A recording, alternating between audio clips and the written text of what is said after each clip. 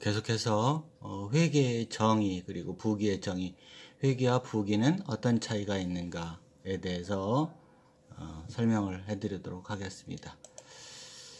우선 전 시간에 배웠었던 정보 이용자를 한번 더 복습을 하고요.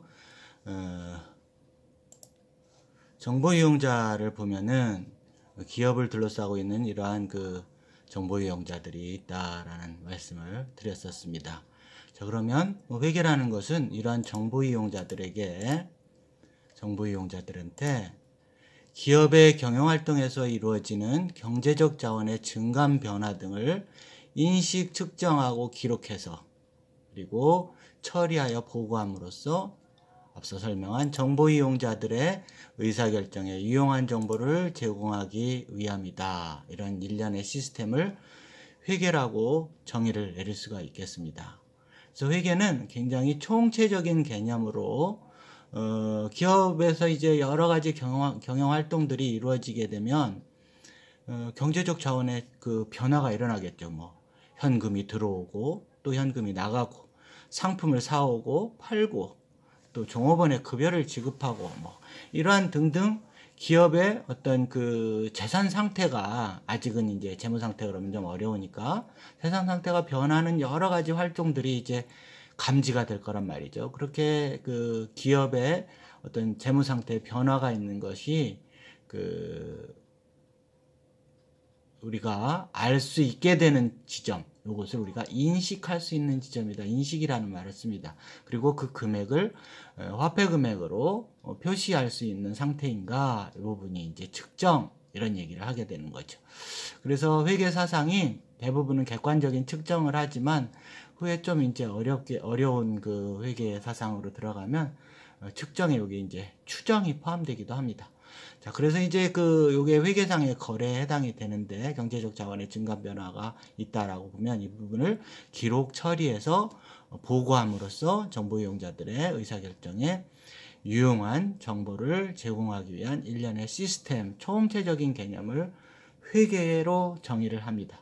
그래서 회계의 목적은 아까 말한 대로 여기 말한 의사결정에 유용한 정보, 의사결정 유용성, 기억 잘 안 나겠지만 의사결정 유용성을 이제 강조를 하는 반면에 부기의 경우에는 요 가운데 충분히 굉장히 많은 이런 그 인식 자극 측정하고 보고까지 그리고 분석 뭐 이런 것들도 뒤따르게 되는데 또 처리 시스템의 설계 뭐 이런 것들도 뒤따르게 되는데 그 가운데서 아주 간단하게 반복적으로 장부에 기록하고 처리하는 과정, 즉 장부에 기록하는 요 과정만을 얘기하는 것을 부기라고 합니다. 따라서 어떠한 경제 주체에 기속되는 재산의 증감 변화를 일정한 형식과 방법에 따라서 이제 일정한 형식, 방법 이와 같은 것들을 배우는 게 바로 이제 이 회계 원리에서 해야 될 일입니다.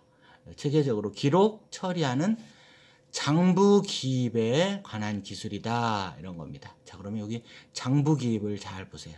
장부 기입에서 부기가 나온 겁니다. 부기, 장부에 기록한다, 이런 뜻인 겁니다. 어렵지 않죠? 부기라는 게. 네. 자, 그 다음에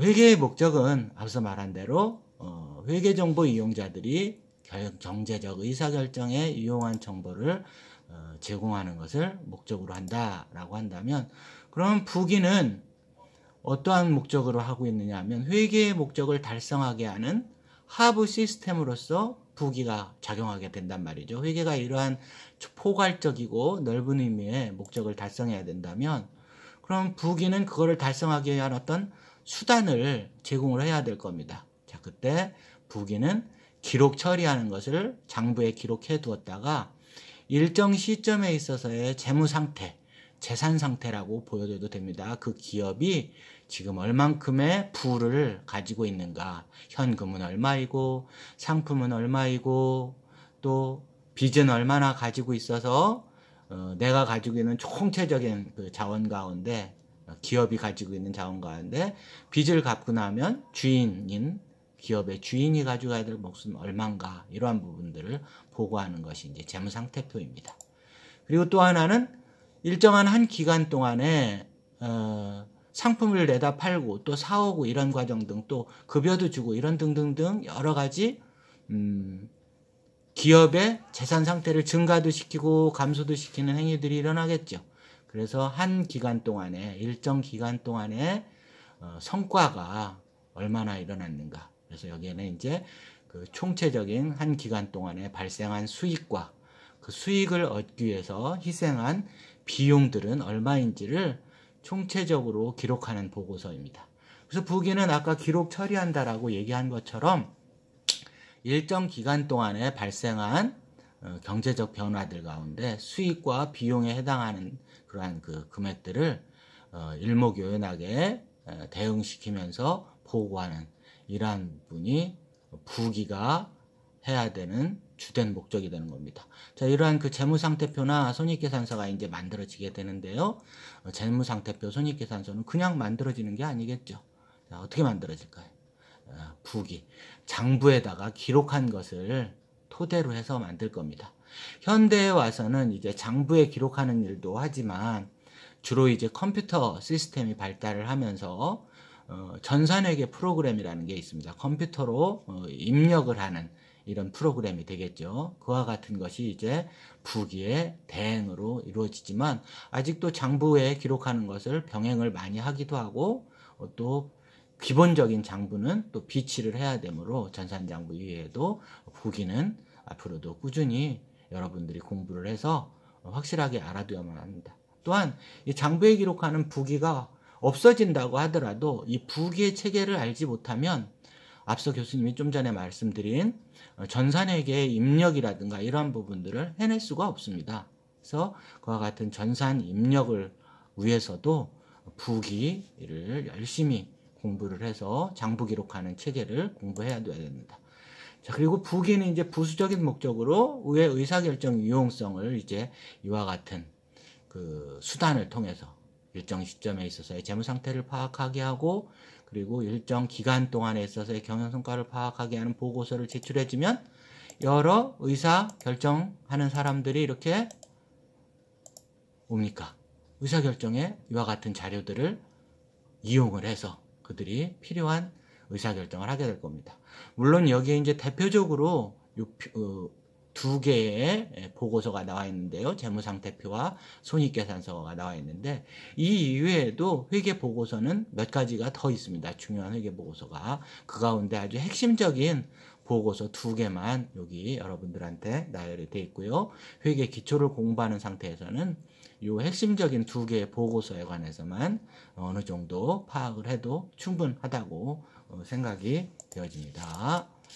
자, 그래서 회계와 부기의 차이를 한번 살펴보면은요. 자, 그림들이 쭉 올라오고 내려오고 이제 완성이 돼가고 있는데요. 자, 기업 주체가 어떤 경영활동을 하게 될 겁니다. 그죠? 경제주체인 기업이 경영활동, 앞서 경영활동 여러 가지 경영활동들이 생각이 나죠?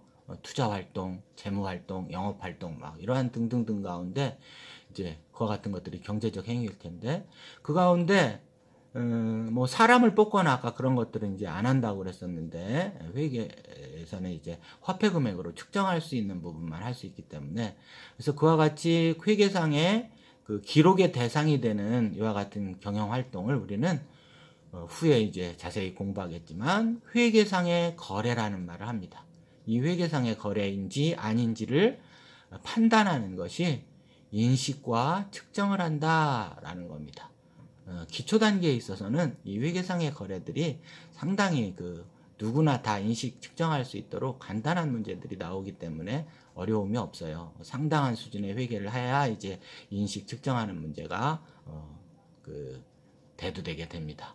자, 그리고 기록하고 처리를 해야 되겠죠. 이제 회계상의 거래니까 어디에다 기록을 하느냐 하면은 회계장부에다 기록을 해나가는 겁니다. 몇 가지 장부 체계를 가지고 있어서 최초로 기록하고 또 계산하기 위해서 옮겨 적고 이러한 것들을 이제 기록하고 처리한다 이렇게 말을 하는 겁니다. 자, 이 부기의 과정이 전산화돼 있다면 전산 입력을 하게 되는 겁니다. 컴퓨터의 회계 프로그램에다가. 자, 그와 같이 기록 처리되어진 회계 장부를 보고 앞서 설명드린 재무 상태를 나타내는 재무 상태표와 그리고 일정 기간 동안의 수익과 비용, 즉 경영 성과를 나타내는 손익계산서 등 이와 같은 재무 제표를 만들어서 보고하고 전달하는 체계를 가지고 있습니다. 이 보고되고 전달되어지는 것은 누구에게 전달되느냐? 앞서 여러분들한테 소개한 여러 정보 이용자들이 있죠. 이런 정보 이용자들에게 그들이 경제적 의사결정을 하는데 이용할 수 있도록 제공을 한다. 이런 의미인 겁니다. 이해가 가시죠? 그래서 여기서 확연히 살펴보면 이 총체적인 이와 같은 시스템을 갖추고 있는 것이 회계라고 본다면 부기는 단순히 장부에 기록하고 처리하는 단순한 기술의 분야 이렇게 생각하면 여러분들이 이해하기가 쉬울 듯 합니다. 자, 그래서 다시 한번 정리하면 부기는 회계의 기술적 측면인 장부 기록을 의미하는데 그 장부 기록 중에 이 부기를 따온 겁니다. 그래서 부기 이렇게 되어지는데요. 자, 부기는 장부를 사용하여 어떤 경제 주체의 재산의 증감 변화를 체계적으로 기록, 계산, 정리하여 그 결과를 명백히 하는 기술이다. 이렇게 정의를 내리면 될 것 같고요. 두 번째 회계는 기술적 측면을 포함해서 앞서 회계 그 일부분인 부기를 포함해서 회계 시스템 전체를 설계하고 재무 보고서를 작성하고 그리고 회계 감사도 하고 또 원가 산정을 하게 되고 검토 예측도 하고 법인세 작업 또 회계 정보를 해석해서 의사결정하는 데 도움을 주고 이러한 포괄적인 개념을 통틀어서 우리는 회계라고 이렇게 일컫는 겁니다. 그러니까 회계가 훨씬 더 부기를 포함하는 넓은 개념이라는 것을 알 수가 있죠. 그렇지만 여러분들이 1학기 때는 이 회계 시스템에서 얘기하고 있는 넓은 의미의 회계를 그렇게 많이 할 기회는 없어요. 장부 기록을 하는 이러한 연습을 기본적으로 해줘야 총체적으로 이제 회계의 범주를 넓혀가는 겁니다. 이해가시죠? 자, 그 다음에 회계를 분류하게 되는데 교과목상의 이제 회계는 크게 재무회계와 관리회계 그리고 세무회계 그리고 원가회계 이런 식으로 크게 구분이 되어 수 있습니다. 요걸 또 집약하면은요 여기 이렇게 나와 있지만 큰 분야 두 덩어리는 재무회계 분야와 관리회계 분야입니다. 이 재무회계는 누구나 다 이용할 수 있는 일반적인 목적의 재무제표, 앞서 여러분들이 생각할 때 잠깐 나왔었던 재무상태표와 손익계산서 이런 애를 생각하면 됩니다. 이걸 보고해 줌으로써 누구라도 기업 내외부의 모든 사람들이 정보를 이용할 수 있도록 하는 회계 자료를 보고서를 산출해내는 회계 분야를 의미하는 겁니다. 그러다 보니까 여기는 누구나 다 이용할 수 있어야 되니까 약속된 용어 그 다음에 양식 이런 것들을 사용해 줘야 되는 분야겠죠.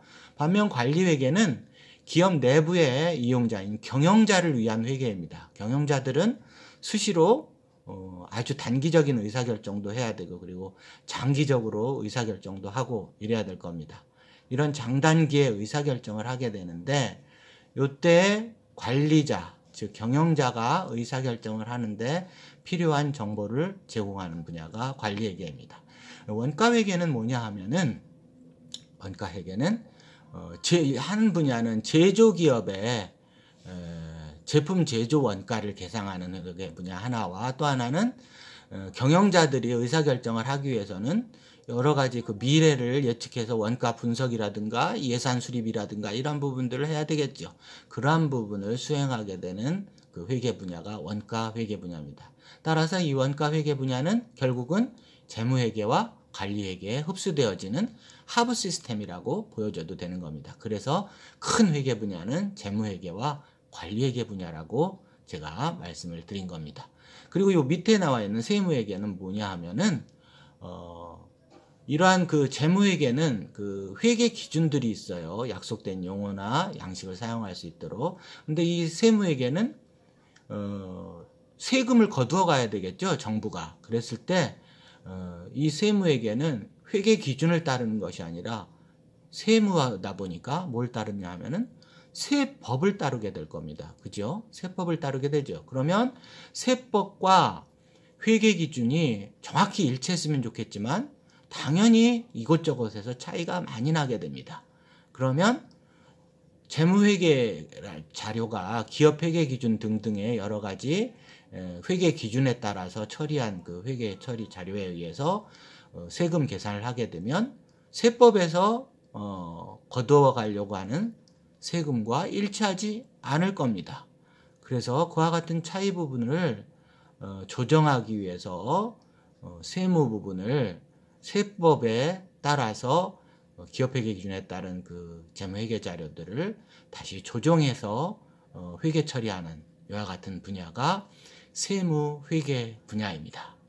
자, 그리고 이러한 그 재무회계와 원가회계 이러한 부분들을 컴퓨터를 통해서 회계 처리를 하게 되면 전산회계라고 부르는 겁니다.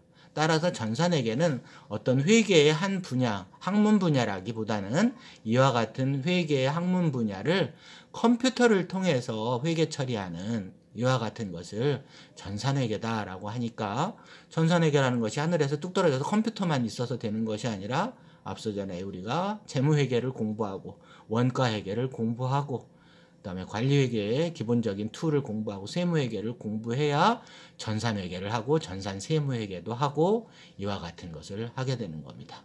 이해가 가시죠? 자, 이러한 것들을 이제 시스템으로 이제 총체적으로 전산화하면 전산화된 회계정보 시스템이다 이런 말을 붙이는 겁니다.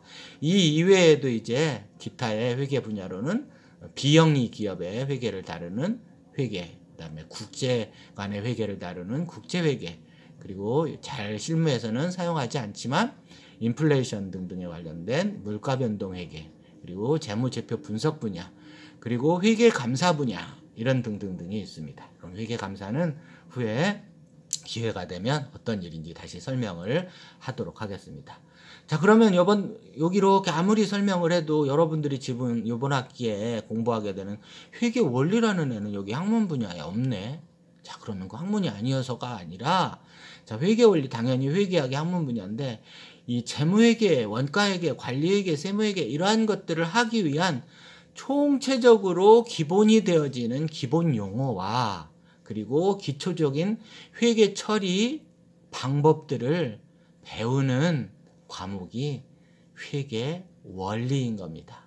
가장 기초 과목이라고 볼 수 있죠. 그래서 여기서 원리를 충실히 공부해야 이 다음 과정인 재무회계, 원가회계, 관리회계, 세무회계 등등등을 잘 해낼 수가 있는 겁니다. 즉 우리가 소설을 쓰려면 일단은 문장을 구성할 수 있어야 되죠. 그 이전에 문장을 구성하기 이전에 뭘 배워야 되나요? 가나다라를 배워야 될 겁니다. 그죠? 가나다라 마바사 이런 그 배워야 될 거고, 그런 다음에 단어를 배우게 되고, 그 단어를 알게 되면 소설도 쓰게 되고 시도 쓰게 되고 스필도 쓰게 되고 뭐 이런 식으로 이해를 하면 될 겁니다. 그 가운데 여기는 이제 그 단어들을 배우는 과정에 속한다. 이렇게 생각하면 이해가 빠를 것 같습니다. 자, 그 다음에 부기 혹은 회계의 종류라고 봐줘도 되는데요. 부기의 종류 이렇게 한번 살펴보기로 하죠. 자, 부기의 종류. 자, 회계 주체에 따라서 그 회계 주체가 영리 그 기업이면 영리 회계 혹은 영리 부기 이렇게 씁니다. 그리고 학교나 병원 이런데 그 영리를 목적으로 하지 않는 이러한 그 경제 주체이면은 비영리 회계 혹은 비영리 부기 이런 용어를 씁니다. 기록 처리하는 방법에 따라서는 복식부기와 단식부기로 나뉘어지는데, 여기서 이렇게 둘이 평행한 이유는 주로 영리부기들, 우리가 영리기업들이 사용하는 영리회계에서는 당연히 복식부기를 사용합니다. 비영리부기는 단식부기를 사용하는데, 단식부기는 여러분들이 가계부 정도를 생각하면 됩니다. 집에서 사용하는 현금의 수입 지출 정도를 간단히 적어보는 이러한 부기. 이거 배우려고 경영학과에서 회계를 공부하고 있지는 않겠죠. 당연히 복식부기의 기본 원리를 여러분들이 공부를 하기 위해서 회계 원리를 배우는 겁니다. 자, 업종에 따라서는 이제 상기업의 회계를 다루는 상업부기, 그리고 제조기업의 그 회계를 다루는 공업회계, 공업부기, 그리고 농업부기, 그리고 서비스업부기, 이렇게 이런 식으로 구분을 할 수가 있겠습니다.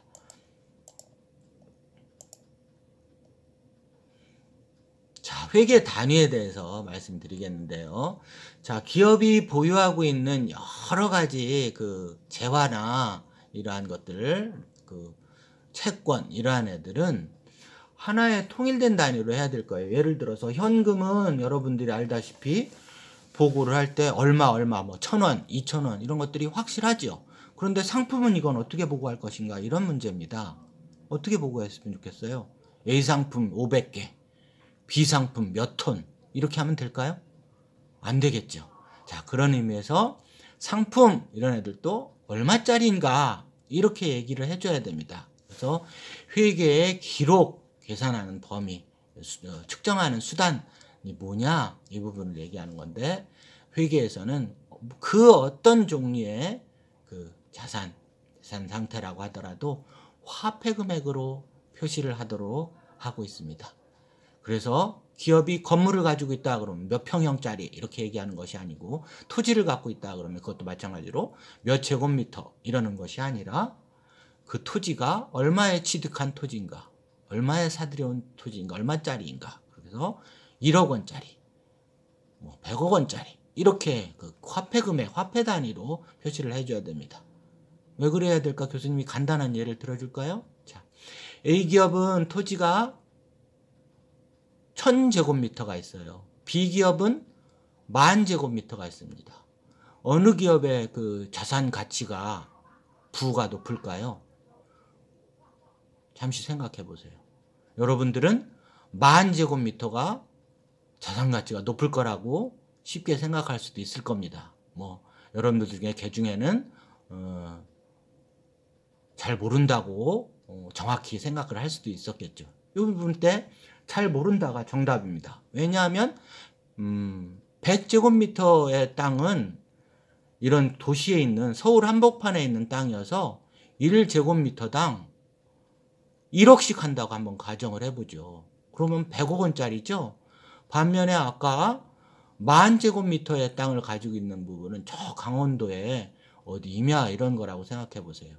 그럼 평당 1,000원밖에 안 한다. 이러면 이거는 1,000만 원밖에 안 되잖아요. 너무나 확연하게 이제 아시겠죠. 그래서 회계에서 표현하는 회계 단위는 뭐여야 된다? 모두 다 화폐 금액으로 표시를 해줘야 된다라는 겁니다. 화폐 금액. 자, 그 다음에 회계 연도에 관한 부분입니다. 자, 기업의 경영활동은 어떨까요? 기업이 망하지 않는 한 계속해서 이루어지게 될 겁니다. 그죠? 쉼없이 이루어지게 되는데, 이렇게 쉼없이 이루어지게 되면 정보 이용자들한테 어떤 정보를 제공해야 된다고 했는데, 그 정보의 제공은 어떻게 제공을 해야 되나, 언제 제공해야 되나, 이런 것들이 여러분들이 의문을 갖게 돼요. 그래서 회계에서는 기업의 경영활동을 일정 기간에 명확히 정의하기 위해서 임의적으로 구분하도록 하고 있습니다. 그래서 그와 같은 회계연도를 보통의 경우 상법에서 정의한 것처럼 1년 이하로 삼고 있습니다. 그래서 뭐 1년 이하, 뭐 6개월을 1회계연도로 해도 좋습니다. 자, 그랬을 때 이 회계연도를 보통의 경우 우리나라는 1년으로 하고 있는데요. 이때 1년을 하고 있다라고 가정을 하면 그 1년이 또 여러분들이 오해하시는 부분이 있는데, 1월 1일에서 12월 31일 이렇게를 꼭 1년으로 해야 되는가, 이렇게 생각할 수도 있죠. 그렇지 않습니다.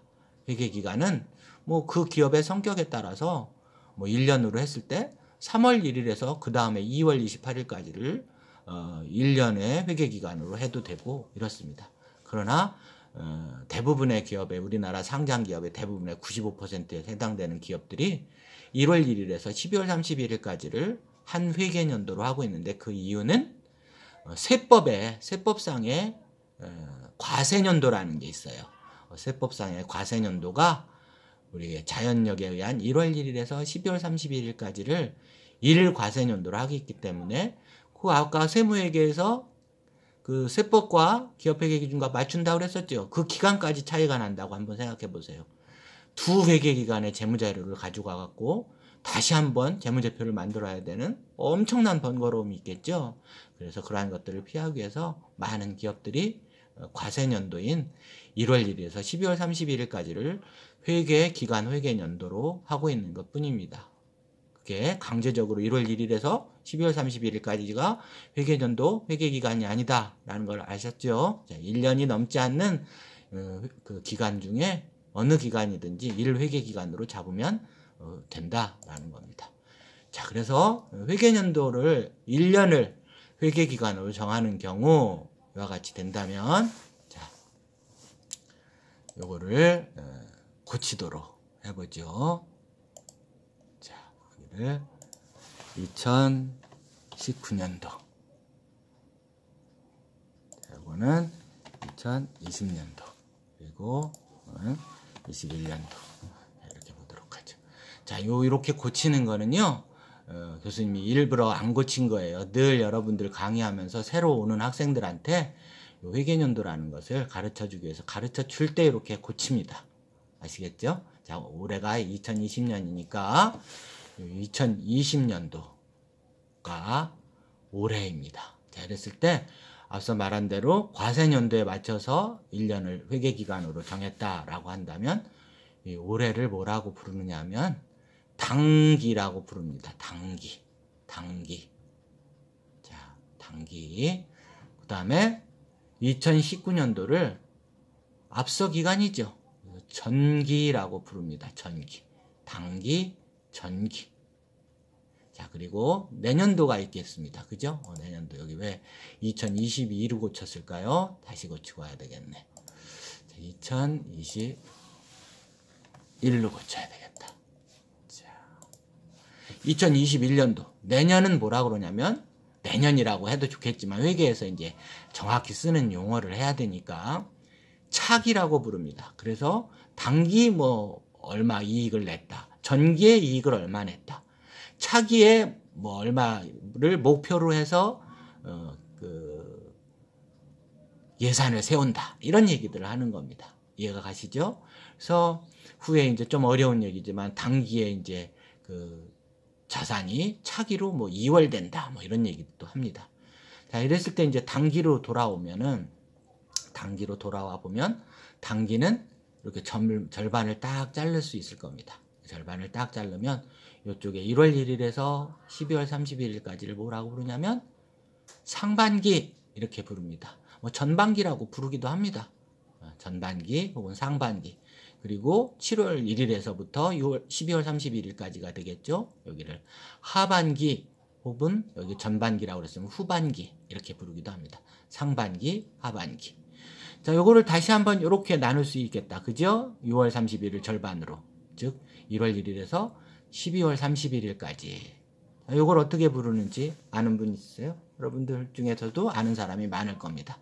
자, 1월 1일에서 3월 31일까지를 요거를 분기라고 합니다. 1분기. 그 다음에 4월 1일에서 6월 30일까지 2분기. 그러면 7월 1일에서 9월 30일까지는 3분기가 되겠네. 그지? 그 다음에 10월 1일에서 12월 30일까지 4분기. 이와 같이 될 것 같습니다. 그래서 각각 분기들을 이렇게 표현을 하기 때문에 분기도 알아둬야 됩니다. 왜냐하면 우리나라의 기업들이 현재 상장 기업들은 분기별 보고서까지를 의무적으로 보고하도록 하고 있어요. 그래서 증권거래소를 통해서 재무제표를 보고해야 되는 우리나라 상장 기업들은 매 3개월마다 앞서 여러분들한테 설명했었던 손익계산서, 그리고 재무상태표, 그리고 그 이외에 이제 현금흐름표 이런 등등등 재무제표를 보고해서 모든 사람들이 그 재무제표를 보고 의사결정을 하도록 이렇게 그 정해놓고 있습니다.